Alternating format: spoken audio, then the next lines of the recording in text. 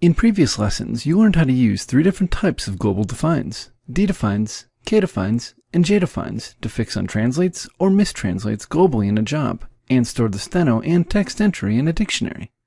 In this lesson, we'll learn how to create a global change without defining steno via another type of global define, the edefine. The E in edefine stands for edit. This global type is used to edit the text only. It does not pay attention to underlying steno. Let's take a look at a perfect example of an occasion where you might prefer to use an edefine versus a D, K, or Jdefine.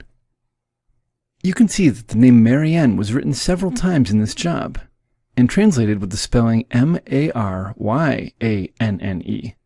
However, here on line 18, it's clear that the correct spelling should be Marian.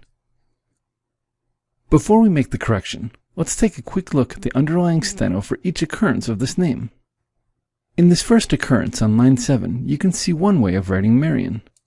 The steno for Marianne on line 9 was written a little bit differently. And again, another different steno stroke for Marianne on line 17. If you were to use a ddefine, kdefine, or jdefine, you would have to find each occurrence separately, one at a time, because each occurrence has a different underlying steno.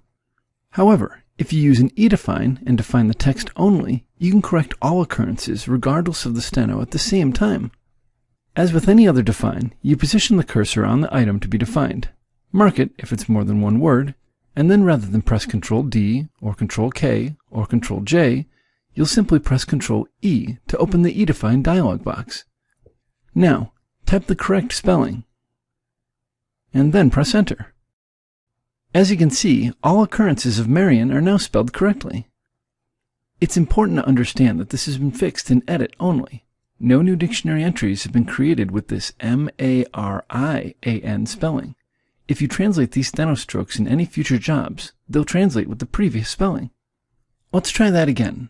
As you can see, the various occurrences of Patterson are also misspelled.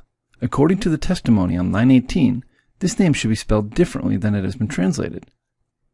I'll do one thing differently this time.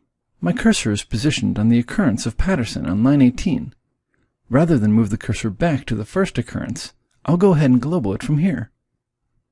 It's just one word, so no need to mark. I'll just go ahead and press Ctrl E and type the correct spelling, Pattersen.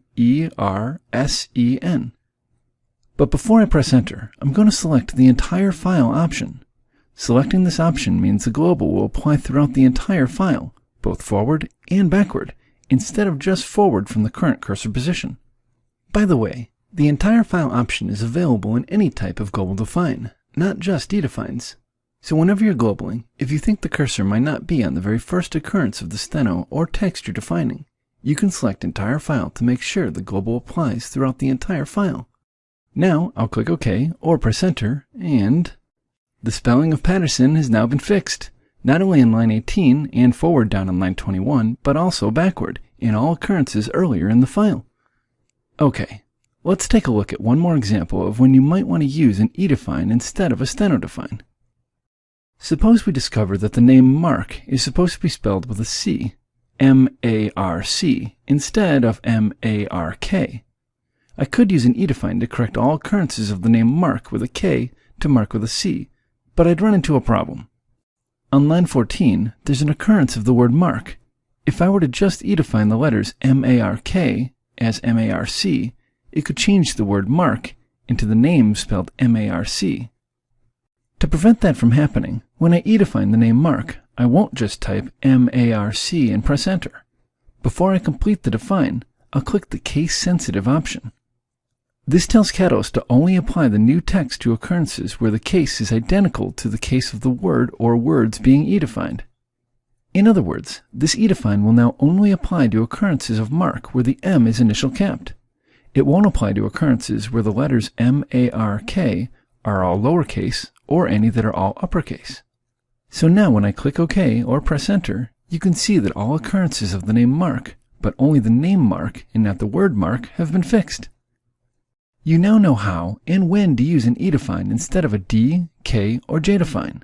To practice making edefines, go into the training user and follow the directions for exercise 10 in the edit practice document. When you're ready, proceed to the next lesson in order.